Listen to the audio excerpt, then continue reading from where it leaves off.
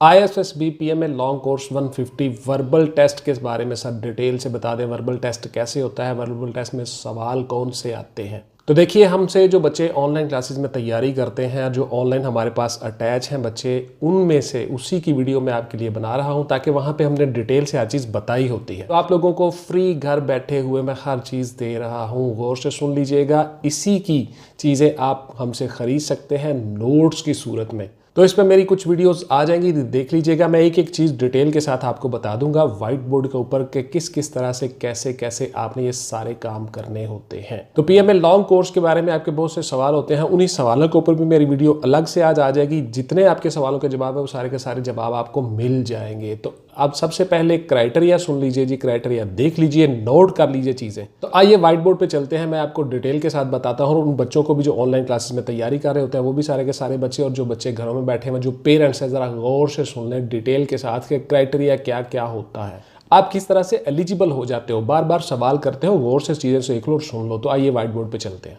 बिस्मिल्लाहिर्रहमानिर्रहीम। हाँ जी बच्चों, आप देख लीजिएगा PMA लॉन्ग कोर्स 150। इसमें एलिजिबिलिटी क्राइटेरिया आपका क्या है, ज़रा चीज़ों को गौर से देख लीजिएगा, अंडरस्टैंड कर लीजिएगा और चीज़ें साथ साथ नोट भी कर लिया करें।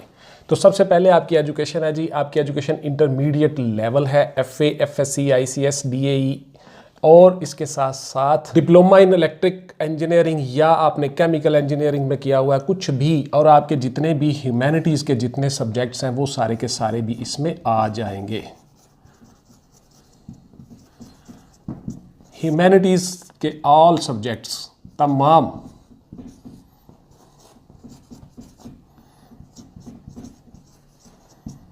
इसमें आ जाएंगे।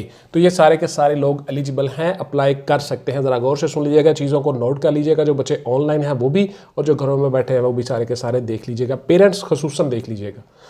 तो उसके साथ ही आपकी उसके बाद आपकी जो आई साइट है, आई साइट आपकी नज़र 6x6 with are without glasses है। अब ये कितनी कम हो सकती है, मिनिमम कितनी कम है, ये आपको डॉक्टर बता सकते हैं।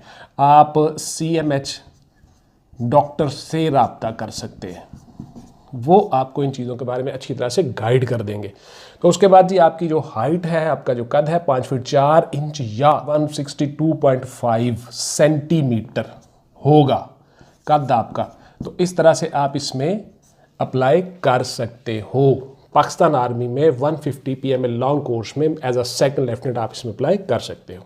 उसके बाद जी आपकी जो चेस्ट है, गौर से सुन लीजिएगा, छाती आपकी जो है 33-34 इंच होनी चाहिए, यानी नॉर्मल 33, और फुलाव के साथ या एक्सपेंड करके आपकी होनी चाहिए 34 या 34।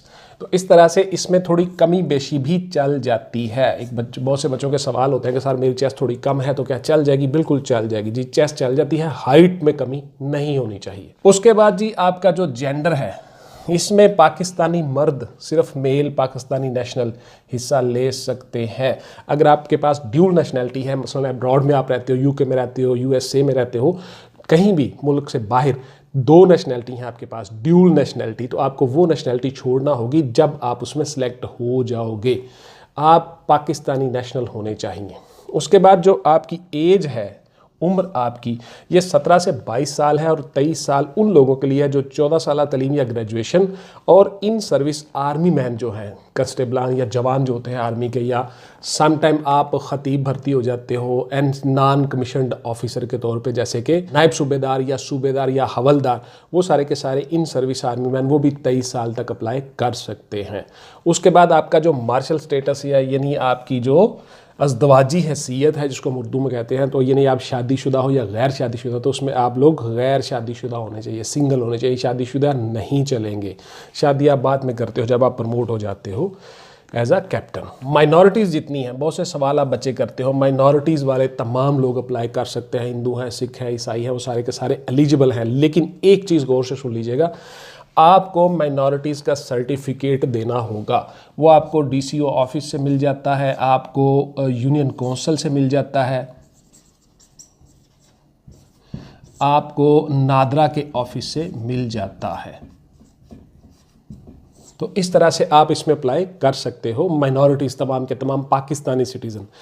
उसके बाद जो आपको पे मिलती है जी, बहुत से बच्चे सवाल करते हैं, तो पे आपको मिलती है 32K से 36K के दरमियान दौरान ट्रेनिंग के दौरान आपको बाकायदा तनख्वाह मिलती है। उसके बाद जी आपने अप्लाई कैसे करना है, आपने अप्लाई करना है ऑनलाइन पाकिस्तान की आप जो वेबसाइट है पाकिस्तान आर्मी की, उसके ऊपर जाके आप अप्लाई करोगे www.joinpakarmy.gov.pk, इस वेबसाइट के ऊपर आप अप्लाई करोगे। इसके बाद व्यूअर्स अब मैं आपको बताऊंगा वर्बल टेस्ट आपका किस तरह से होता है और उसमें सवाल किस किस तरह से आते हैं। आज हम 4 सीक्वेंस आपको बताएंगे, 4 तरीके जो मुख्तलिफ किस्म के इंटेलिजेंस या एप्टीट्यूड बेस्ड क्वेश्चंस होते हैं, उनमें जो 4 तरीके हैं वो चार तरीके मैं आपको आज डिटेल के साथ बताऊंगा। बहुत आसान सवाल होते हैं, छोटे छोटे सवाल होते हैं, सिर्फ और सिर्फ आपने सही वक्त में सही फैसला लेना है और यही मिलिट्री के टेस्ट के मॉड्यूल्स बनाए होते हैं इसी तरह के कि आप राइट टाइम में राइट डिसीजन लेते हो, दैट्स इट। ये जो 4 मैं आपको चीज़ें बताने जा रहा हूँ या 4 फार्मूलाज या 4 कुलिये या 4 फार्मूले, इनको ज़रा गौर से देख लीजिएगा, समझ लीजिएगा, अंडरस्टैंड कर लीजिएगा। ये आप समझ लें कि आपके 40% क्वेश्चन या 40 क्वेश्चन या 40 क्वेश्चन यही आएंगे, यानी एक एक फार्मूले के 10-10 क्वेश्चन आएंगे। तो ज़रा गौर से देख लीजिएगा कि किस तरह से आपने इनको हल करना है। बहुत आसान होते हैं, सिर्फ और सिर्फ आपने राइट टाइम में चॉइस करना होता है। टाइम मैनेज नहीं होता बच्चों से, टाइम मैनेज करना है आपने।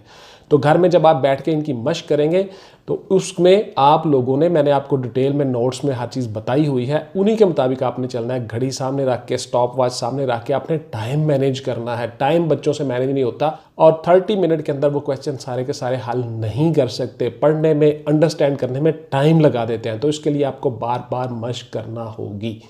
Practice makes a man perfect, रोज़ाना मशक करनी है। जैसे कि हमने नोट्सों में हर चीज़ बताई हुई है, मेरे जो नोट्स हैं वहाँ पे एक एक चीज़, एक एक लाइन को गौर से पढ़ा करें और फिर उसके मुताबिक अमल किया करें। तो आइए व्हाइट बोर्ड पे चलते हैं जी। मैं आपको बताऊंगा आज 4 फार्मूलाज और या 4 कुलिये के किस तरह से आपने ये एप्टीट्यूड टेस्ट या वर्बल टेस्ट हल करने होते हैं। अच्छा जी, अब आ जाते हैं आपके जो वर्बल क्वेश्चन हैं उनकी डिटेल के ऊपर। मैंने आपको बताया था कि आपको मैं आज 4 कुलिये या 4 फार्मूले बताऊँगा, उन चारों के ऊपर आपने अमल करना है।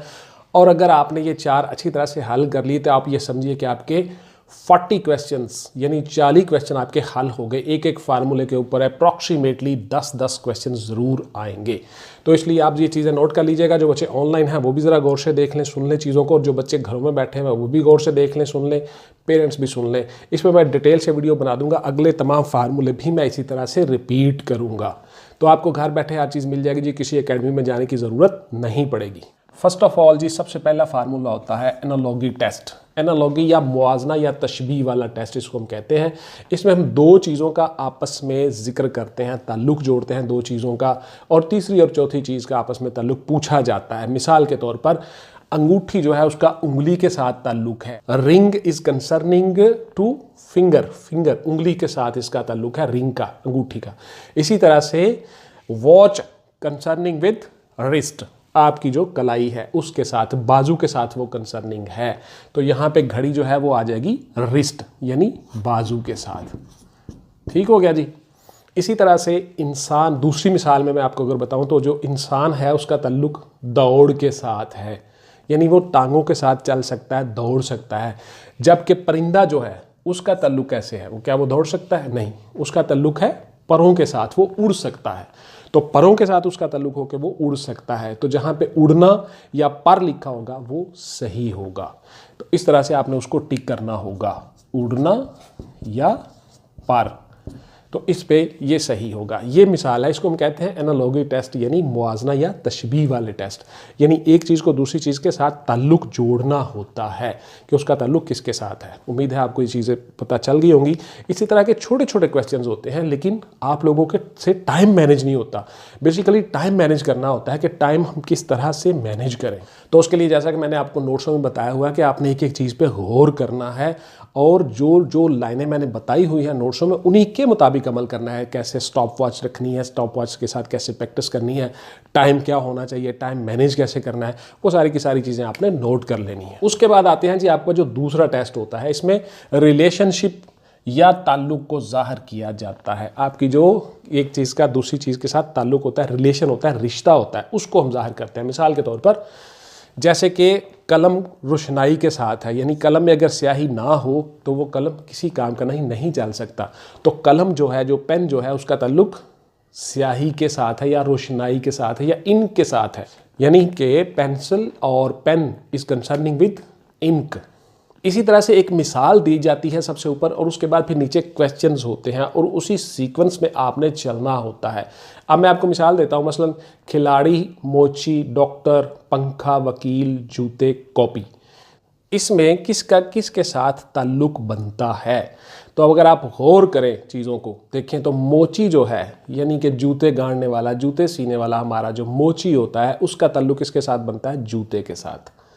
बाकी किसी चीज़ का कोई ताल्लुक नहीं बनता। खिलाड़ी अलग है, डॉक्टर अलग है, पंखा अलग है, वकील अलग है, कॉपी अलग है। इसी तरह से अगर हम नीचे चले जाएं तो दूसरी मिसाल में हम देखें तो नाकामी है, इम्तहान है, किताब है, बुक है, सुस्ती है, उसके बाद पढ़ाई है, स्टडी, और स्कूल है जी। तो इसमें किस चीज़ का किसके साथ ताल्लुक बनता है? अगर आप गौर करें फौरी तौर पे आपके जहन में आ जाएगा कि सुस्ती का ताल्लुक बनता है नाकामी के साथ। तो नाकामी किस लिए होती है? बंदा सुस्त होता है, सुस्त, सही तरह से मेहनत नहीं करता, स्टडी नहीं करता, वर्क नहीं करता, हार्ड वर्क या स्मार्ट वर्क, तो इसलिए वो सुस्ती की वजह से नाकाम हो जाता है। तो इसी तरह से इम्तहान, किताब, पढ़ाई और स्कूल, इनका आपस में ताल्लुक नहीं है। तो इस तरह से आप लोग जो है वो आसानी के साथ मालूम कर सकते हैं कि नाकामी और सुस्ती का आपस में ताल्लुक है, अदरवाइज बाकी सारे सीक्वेंस नहीं है।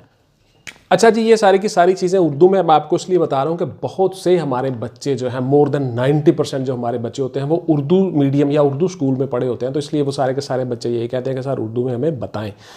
इंग्लिश मीडियम वाले बच्चे बहुत कम होते हैं। उन लोगों के लिए भी यही चीज़ें हैं चूँकि वो उर्दू तो बोलते हैं और अगर अंडरस्टैंड नहीं कर सकते चीज़ों को, तो आप लोगों ने क्या करना है, आपको जो नोट्सों में चीज़ें बताई गई हैं, बुक्स बताई गई हैं, वो बुक्स आपने ले आनी है। उन बुक्स के मुताबिक आपने इंग्लिश वर्जन में तैयारी कर लेनी है। लेकिन उम्मीद है कि आप लोगों को समझ आ चुकी होगी क्योंकि उर्दू हम अमूमन घरों में उर्दू ही बोलते हैं। तो अब आते हैं जी तीसरे फार्मूले की तरफ। तीसरा फार्मूला आपका है जी जंबल वर्ड्स या जंबल स्पेलिंग्स। तो आपके यानी बेतरतीब स्पेलिंग होते हैं, बेतरतीब अल्फाज होते हैं, उनको तरतीब में लाना होता है। मिसाल के तौर पर मैं फटाफट से आपको बता देता हूं कि सबसे पहले एक होता है जी EORS लिखा हुआ है, ईयोर्स। ये कोई ऐसा वर्ड नहीं है जिसको हम अंडरस्टैंड कर सके, लेकिन उसके साथ आगे मिसाल में उन्होंने दिया हुआ है एक फूल है जी ये। तो अगर हम गौर करें तो ये रोज़ बनता है, ROSE, रोज़। रोज़ मीन फूल, गुलाब का फूल। तो ये आसानी के साथ हमें पता चल गया। इसी तरह से AYUDSN, इसका हमें कोई अंडरस्टैंड नहीं होता कि ये क्या है। तो इसको हम आगे लिखा हुआ एक दिन, तो हम फ़ौरन तौर पे आसानी से समझ जाते हैं कि ये संडे है, SUNDAY। तो ये संडे बन गया। यानी तरतीब हमने बदलनी होती है तो हमारा सही लफ्ज़ आ जाता है। इसको हम कहते हैं जंबल वर्ड्स। इसी तरह से बेतरतीब को तरतीब में लाना, ये हो गया इसका एक पोर्शन। अब इसका जो दूसरा पोर्शन है वो यहाँ पे आपको नज़र आ रहा होगा कि हमें जंबल सेंटेंस जो है वो भी बेतरतीब जुमले दुरुस्त करने होते हैं, उनको तरतीब में लाना होता है। तो इसलिए जंबल सेंटेंस अलग से होते हैं, जंबल वर्ड्स अलग से होते हैं। अप्रॉक्सीमेटली ये 10-10 क्वेश्चन ज़रूर आ जाते हैं। तो थोड़ा गौर से इन कुछ चीज़ों को भी देख लीजिए, अंडरस्टैंड कर लीजिए। तो जुमला है जी रैट दी कैट चेज़। तो अगर हम इसको गौर से पढ़ें तो क्या जुमला बन जाएगा? आसान है, बहुत आसान जुमले होते हैं, बहुत छोटी छोटी चीज़ें होती हैं, लेकिन सिर्फ अंडरस्टैंड करना होता है और बर वक्त सही फैसला लेना होता है। तो इसमें आसानी के साथ हम ये अंडरस्टैंड कर जाते हैं कि cat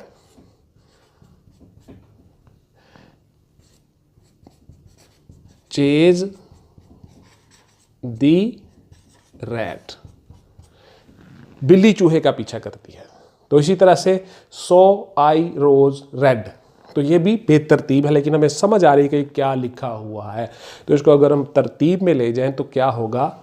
I saw red rose, मैंने सुर्ख गुलाब देखा। या I saw uh red rose, मैंने एक सुर्ख गुलाब देखा। तो यहाँ पे भी हम ये कर सकते हैं। तो इसी तरह से अली वेरी इज ब्रेव, तो ये भी आसानी के साथ आपको समझ आ गया जुमला कि अली इज़ वेरी ब्रेव। तो इसको हम तरतीब में ले आए, अली इज़ वेरी ब्रेव। तो इस तरह से जो बेतरतीब या जम्बल्ड सेंटेंस थे उनको हमने तरतीब में ले आए और उसको हमने तरतीब में लिख लिया। Cat chase the rat, I saw a red rose, Ali is very brave.